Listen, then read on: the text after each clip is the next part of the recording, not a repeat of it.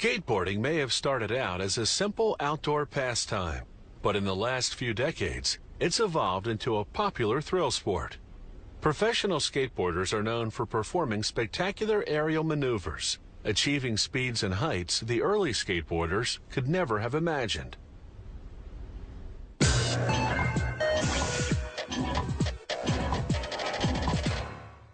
In the 1930s, thrill-seeking kids began attaching their metal roller skate wheels to wooden crates. Little did they know this would one day spawn a worldwide phenomenon. The boxes evolved to boards in 1958, when some California surfers invented sidewalk surfing, something to do when bad weather prevented them from riding the waves. They attached roller skate wheels to wooden planks, then coasted through the streets. Pretty soon, the fad caught on in cities throughout the United States.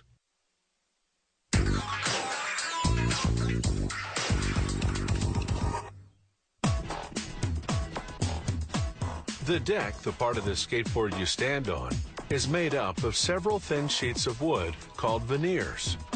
Inexpensive boards use fewer sheets and lesser quality woods. These high-end boards use a full 7 sheets of top-quality maple. Only the top and bottom veneer sheets will actually show, so their exposed side is sanded smooth, and the other side gets a coat of glue.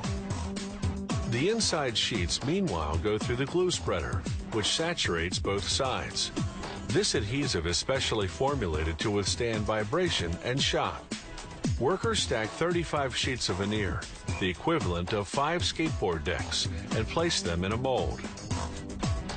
Skateboards vary in size and shape, so there's a different mold for each model.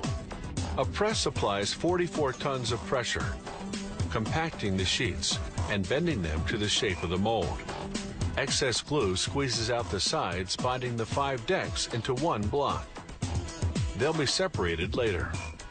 The block comes out after 3 hours. Now they drill 2 sets of holes through the block. These are for mounting the front and back trunks, the pivoting metal axles that enable the skateboard to turn. Now it's time to give the rectangular block a skateboard contour. They select a template in the general shape of the model they're making. It has pins underneath that fit snugly in the truck holes they've just drilled. This holds the template still while they do what's called the rough cut, sawing around the template, leaving a 1-inch margin. Cutting off the excess separates the 5 decks. Now they contour each deck individually. Using a precise template, they run the deck against the cutting blade until they have the final shape. Now, using a router, they round off the top and bottom edges.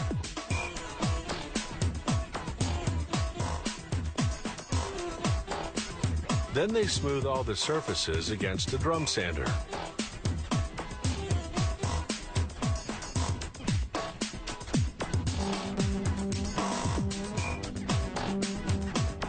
Now they switch to a buffer, which uses a combination of brushes and fine grit sandpaper to remove any rough wood fibers. The deck is now perfectly smooth. The next stop is the finishing room, where they first spray the decks with a colorless primer. This seals the pores in the wood veneer, so they won't absorb the coat of lacquer that comes next. The primer takes 2 hours to dry.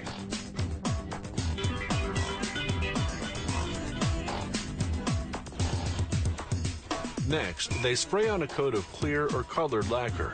It leaves a protective high-gloss finish.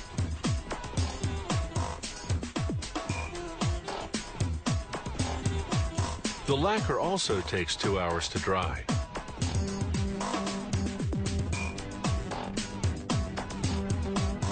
The final step of the finishing process is applying the decoration.